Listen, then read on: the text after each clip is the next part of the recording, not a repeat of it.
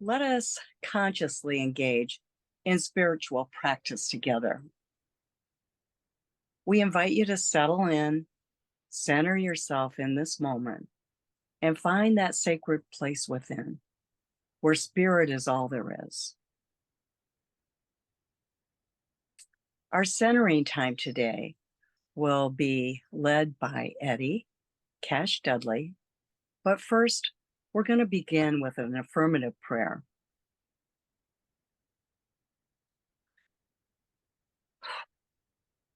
Please join me in consciousness, knowing that there's only one life, one mind, one all creative force, and infinite intelligence known as God, Spirit, Love, Keakua, the Divine.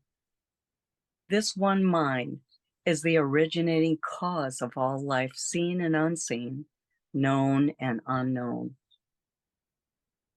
It is the substance from which I am, the energy that moves me, sustains me, nurtures me into greater capacity to be of service to others. I speak my word for the part of me in the universe known as the diverse human expression. In this moment, I come into full realization of the infinite supply within from which I draw from, knowing I can never be depleted, only constantly filled. I freely share the good that is mine to share. I share this good in service to others in a way which inspires, honors, and supports them in knowing their own endless source of supply. I see the highest truth of others in their loving wholeness and freely share my blessings. I lay down any idea obstructing the abundant supply of good in the flow of giving and receiving, and I'm consciously connected with the presence of Keakua, where two or more are gathered. With deep appreciation for the allness of God as the one life, inspired by love and revealed through the law of its being, I release these words knowing that which I affirm and claim is already done. And so it is.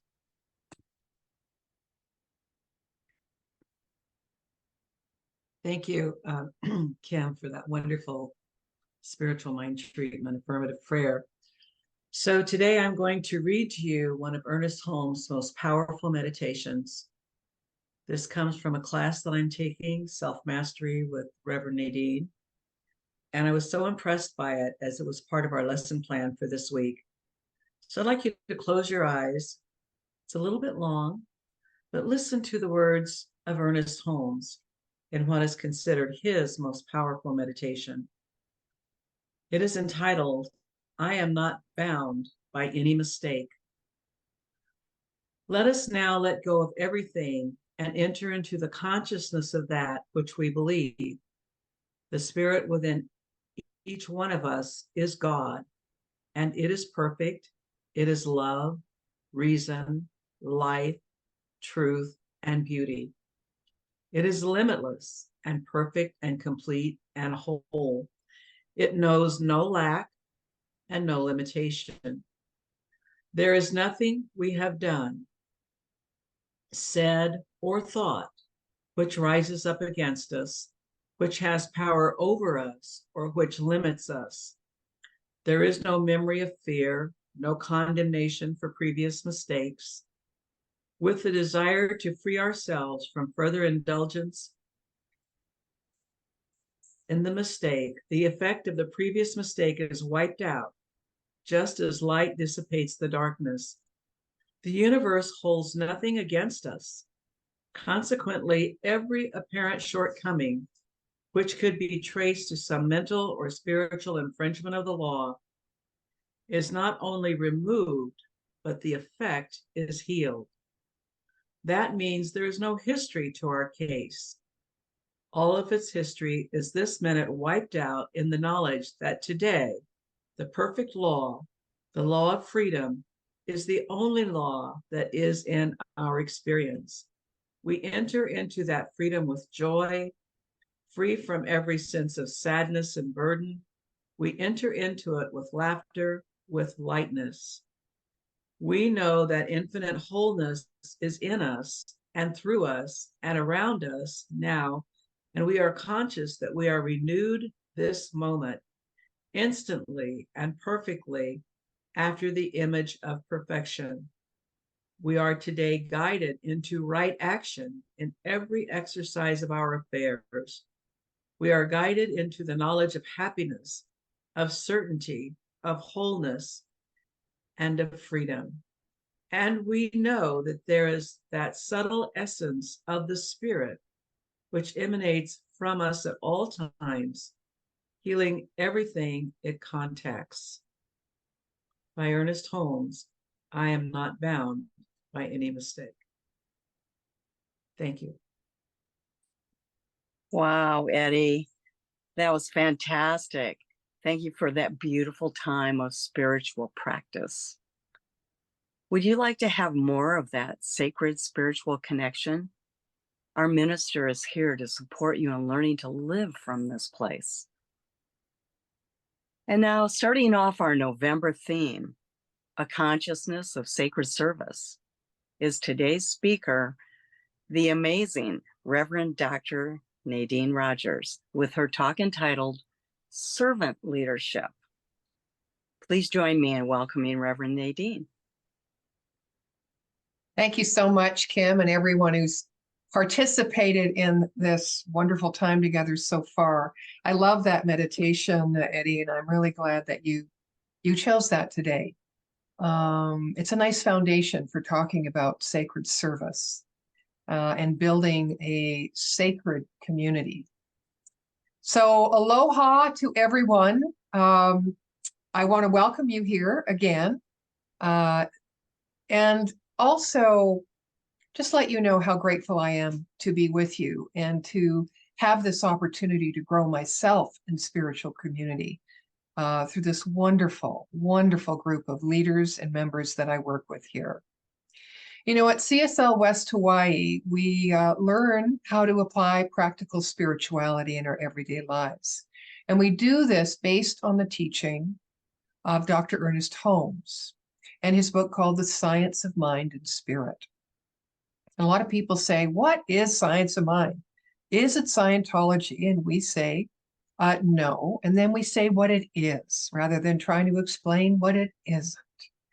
So the science of mind and spirit is a correlation of the laws of science, the opinions of philosophy, and the revelations of world religions that are applied to human needs and the aspirations of man. So it touches spiritual psychology, it touches quantum physics and theology, all rolled up into one, in a manner in which you can apply clearly and logically through the spiritual laws that govern the universe to align yourself with the activities of your day and choose the reality that you would like to have. So today I've chosen to address our new theme, a consciousness of sacred service, from the perspective of my own role in this community as interim spiritual leader, and through the sharing of my understanding and growth of being a servant leader. Because as we know, we never stop learning. I'll open with a quote from Mother Teresa. She says, "Give your hands to serve and your hearts to love." So let's look at sacred service. What does that really mean, that term? And sacred service for me comes from this idea of seva, which is a Sanskrit word that describes the act of selfless service. Its meaning is said to be embodied by the root words saha, meaning with that, and eva, meaning to, with that too, which together mean together with. The act of seva leads to collective benefit and gain, although it is performed without regard for the outcome of the individual. Seva, or selfless service, is an act of compassion and is encouraged as a way to develop one's spirituality. And this definition is from Yogapedia, And so I'm using this idea of selfless service or seva as sacred service. Now, when I did a little research on Google, I became a little more familiar with, the foundation of Hawaiian spirituality. And I think that sacred service could well be described by the definition of the aloha spirit, ohana, and ho'oponopono. So this means to live in harmony with nature and promote and sustain togetherness. Everyone is responsible for using their talents to benefit the entire ohana and contribute to day-to-day tasks. Hawaiian values should always be considered. The family links deepen, the family members increase their mana as they fulfill their tasks to the ohana and recognize the potential of others. Ohana, formed on this foundation, secured the community's overall health and well-being. So I think that's exactly what we're talking about, of building a sacred community through sacred service. Everything I believe we have is a gift received, ultimately from Source, through diverse avenues.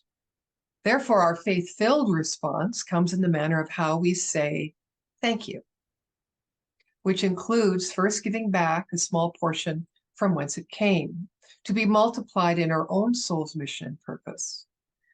So in the servant leadership role,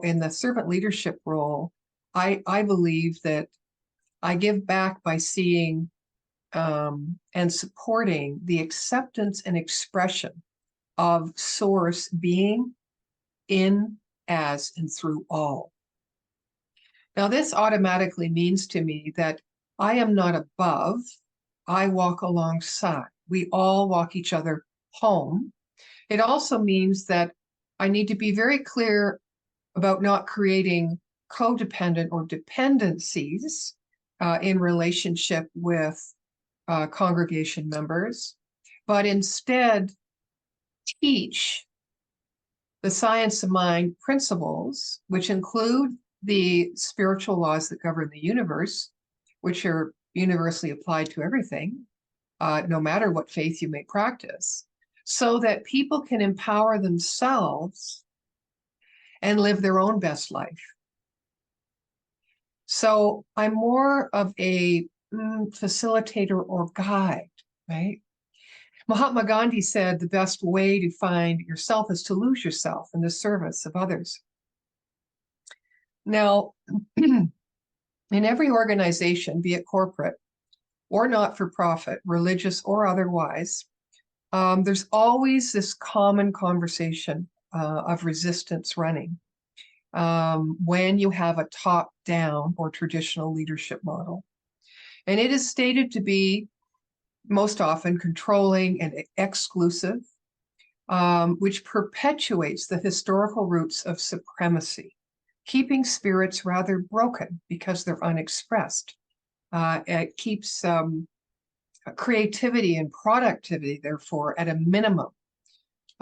It's often looked at as a dictatorship, but a servant leadership model, I believe, has a sole purpose to support, has come to light over the last decade or two, and it's still regarded as a rather non-traditional way to engage, include, and build conscious sacred community. So I believe that this style of shared leadership is foundational to the rising awareness of the value in gathering together with intention and purpose, which in serving the individual, therefore serves the collective, and vice versa.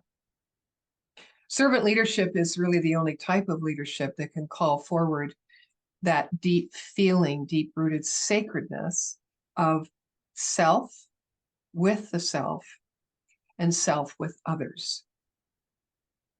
The term sacred, again, comes from the Latin sacrare, set off, restricted. A person or thing was designated as sacred when it was unique or extraordinary. Well, what we know today is that each one of us are unique and extraordinary to the level that we are aware that we are. So let me ask you this.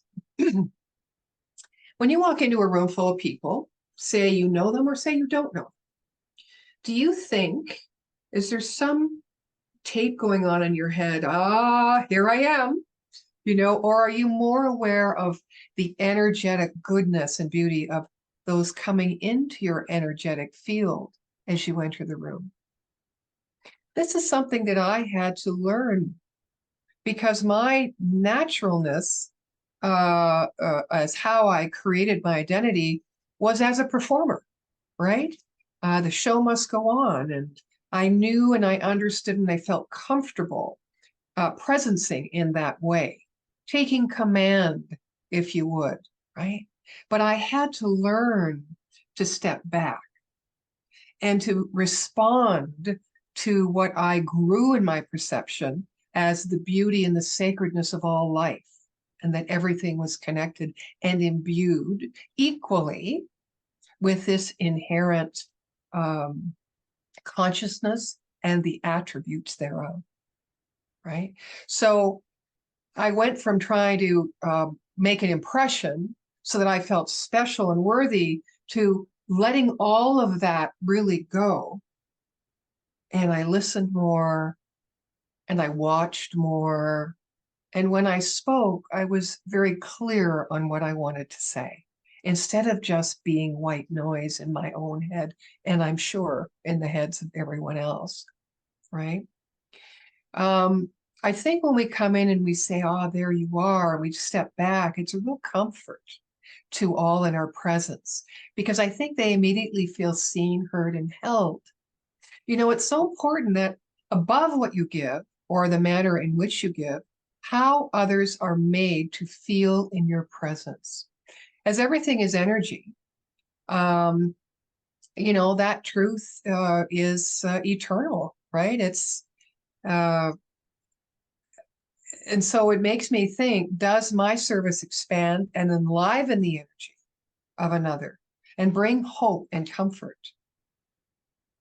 And once we're clear on our intention to give ourselves fully in service, what we give becomes secondary to the true gift given, which always is love. After many years of experiencing the traditional leadership style, as I alluded to before, and leading myself from that mindset without the feeling of sacredness and community, I asked myself, how can I exemplify a new way of walking in this world as a leader?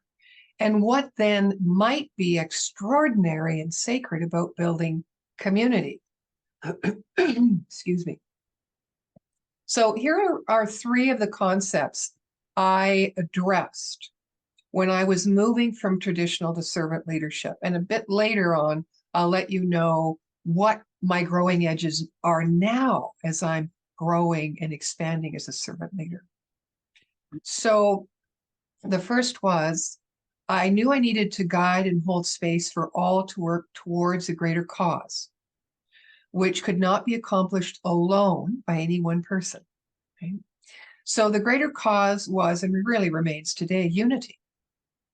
Right? Indeed, a spiritual practice with the other, asking us to live the principle of oneness and learn to demonstrate the qualities of compassion, acceptance, and equanimity for all. Now, I knew that this idea would offer each of its participants the opportunity for personal empowerment through the advocacy of dismantling toxic judgment, deeply buried judgment, and deeply rooted beliefs of oppression, often done as a means of self-protection in a way that can't help but lift up the collective. So that was the first place I went. The second place was, I knew that my job was to support others in their exploration and expression of their unique gifts through the act of service, right? So that to me means sharing my gifts for the greatest good of all, not just for me. I think we feel safe and supported in the offering and demonstration of our unique talents, or when we do, rather, we attract the resources in which to play in bigger and bigger ways, always expanding our personal fulfillment and therefore, I think, the meaning of our life. The third thing I did, which was not as easy as the rest for me, was to create everything in collaboration. I was really trying to, having quite a time and pulling away from my interpretation of leadership, being responsible to kind of set the mark and then just engage everybody in it, to being collaborative in what we created. Because I spent a few years without growing the community at all, my first community in Calgary. And I realized it was because I didn't get engagement. And I didn't get engagement because people could not participate at the ground level and find their place in it or find their passion in it, or even say, this isn't mine to do, and then wait until something did spark or inspire them to participate in. The fourth was implementing the 3 C's method of decision making, which has to do with collaboration. I mean, let's face it, a lot of people that are attracted to our teaching and other kinds of teaching, which promote self-reliance, self-responsibility, accountability, and empowerment to co-create the lives of their choosing, it's kind of like herding cats. We're all individuals, aren't we? With a great amount of determination and a healthy dose of stubbornness, I must say. But, when we get together in spiritual practice and we become silent in a collective meditation or yoga practice, it changes our experience of ourselves and each other. And it helps to preserve the healthy state of independence from which interdependence can be fostered. And yet there still needs to be a democratic system whereby each maintains a sense of empowerment and respect. And at the same time, a deeper sense of that sacred power in and of community in the decision-making process. So I just share this with you because I think it's a fabulous model. The 3 C's is what it's called. And that means clarity, consensus, and commitment. So the first is everyone clear on the motion? Is everyone clear on the idea that we're setting forward, in which we believe collectively will help to grow the center, right? And so the second is consensus. Does everyone agree either with the motion, or if not in 100% agreement, will still support the motion? Okay. And the third is commitment. Is everyone committed to uphold the motion, doing what is required of them, moving forward in support of the motion? So clarity, consensus, and commitment. So at CSL West Hawaii, like many or even most, we are in the time of needing to redefine ourselves. And we must become a place where love, not agreement, becomes the bond. Becomes the bond that holds our community together and calls to those who, like you, will feel like they have come home to themselves to celebrate and honor their diversity and individuality, and that of others as well. For if we are here only to seek and find agreement, our individual freedoms are sacrificed and the whole never benefits from the wisdom of its parts. And this kind of community built on that top-down model is really bound to fail. And just as it takes courage to disagree and wisdom and foresight to maintain an environment of equality in which all perspectives can be considered, it takes the time it takes. And I know many of us want to get going, like, let's get started. Let's see these results, right? But the path to living our truth, our spiritual path, the path to living as a community of one or a sacred community has never, ever been based upon expediency. So my work in being a servant leader means that my service to this community must feel sacred, inspired, and held in the truth of all of its parts. So I want to share with you now where my point of attention is in the level of spiritual truth and mental alignment. I would have to say it's more pointed toward functioning in service from my integral being, which means to me living from the intrinsic being I am and aware that every experience that follows is a logical sequential outcome of the universal divine order through what we call the divine creative process, the law of cause and effect, right?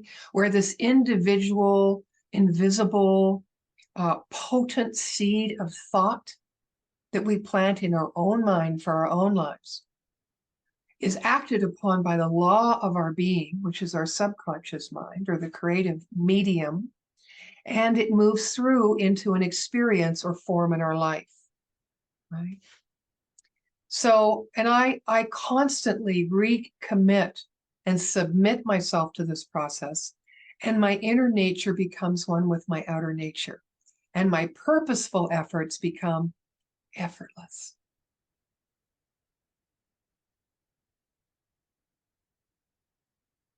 Now, there's a power for good in this universe, Holmes tells us, and we can use it, but not only to demonstrate our greater good, but for participating in life in a way where our energy cannot be depleted and our contentment quotient is just maxed out.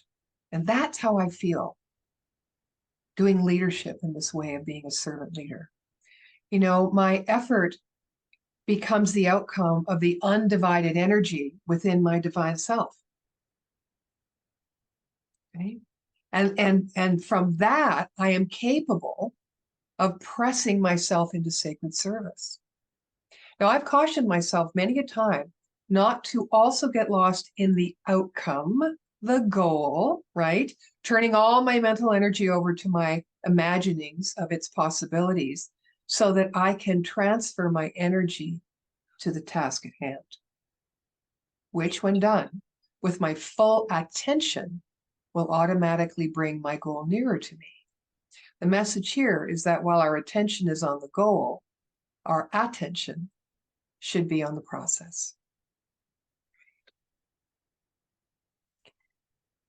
So I think to live an effortless effort, we must develop that alchemy of collaboration with God or source, with God as love, with God as law. And as we become aware of building community with each other, building common unity with God or source, the God of our understanding, we are actually taking communion through our inherent nature. And as our nature, our faith in love overcomes our belief in hate. Our faith in life destroys our fear of death. Our nature is such that faith roots out all fear along any line of what's happening in our life. In taking communion, I think the great affirmation of life must, of necessity, destroy every apparent opposite. Therefore, we cannot overlook the fact that all statements are positive, all statements are affirmations, since each statement that we make through the power of our word and the power of our thought, even quietly to ourselves, must be of our belief in something. And so to build my consciousness of sacred service right here now, I wanted to share with you a few of the pieces I'm working with. I have to constantly remind myself, I am the face of God. And when I do, I can become still and know that I'm never lost, right? I am never without answer or solution.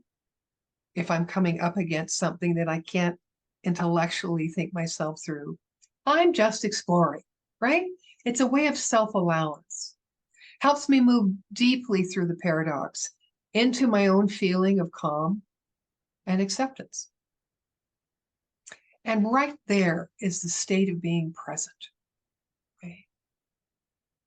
So I think the more we elevate that, our consciousness through being present, we meet God in new ways. And often we meet this higher idea within ourselves or Christ consciousness when we're off walking around the mulberry bush getting lost. So never discount that space between idea and action. I remember that I want nothing to go forth from me other than what I would gladly have returned to me. And I've changed the word support most often to serve. It makes me feel different about what I am there to do. I constantly explore what loving detachment means to me and what divine discernment means to me. And you know the expression mirror, mirror on the wall, and you know our principle is as within, so without. So when I look outside, I'm not always looking at my own personal human evolution, like projection, what I'm projecting perhaps on someone or a situation. And even though I am, as I observe, being a sacred witness, I'm not really concerned about how congruent my expression of truth is in that moment. But what I'm more concerned about and what I'm practicing is using the power of my sacred witness or my observation power to affirm the presence of the infinite intelligent expression is happening in me always in all my relations. And to see, just to bring it back, that same presence of that infinite intelligent expression in the person or the situation I am looking at. So we're all channels, right? Through which detached love, that knowingness that I am one in with and as, that allows us to be in that sense of sacred service. And I don't think there's any mystery in this. I don't think it's necessary for people to have the same beliefs to experience spiritual communion with one another.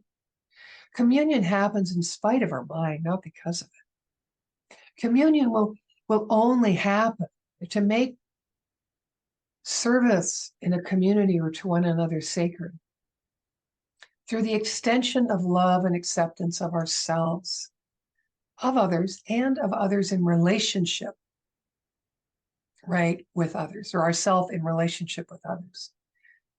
And as soon as we make space for this truth in our community, I think the disenfranchised, the conflicted, learn to release any obstacle into the nothingness from which it came, as Dr. Holmes likes to say. Excuse me.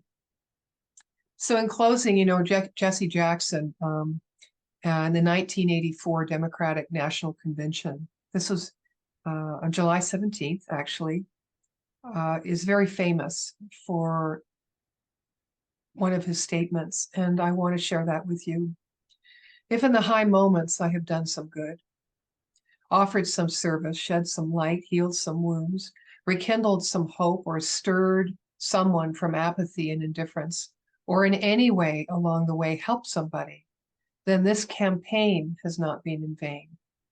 If my low moments in word, deed, or attitude through some error or of temper, taste, or tone have caused anyone discomfort, created pain, or revived someone's fears, that was not my truest self. I am not a perfect servant.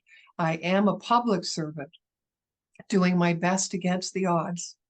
And as I develop and serve, be patient.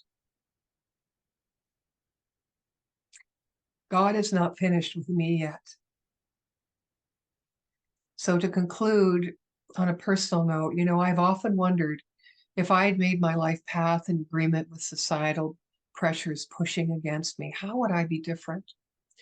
I suppose I asked to affirm my conviction towards my path less traveled, the one I chose. And make no mistake that I grappled with my choices, just like us all. But what I've come to know is that my steadfastness on it was not one of stubbornness or rebellion as we know it. It was not an act of will, but one of urge towards my divine calling to serve. And so it is in the building of a consciousness of sacred service through being a servant leader in my life. Wow. Thank you. Wow. Wow. Wow. Thank you, Reverend Nadine.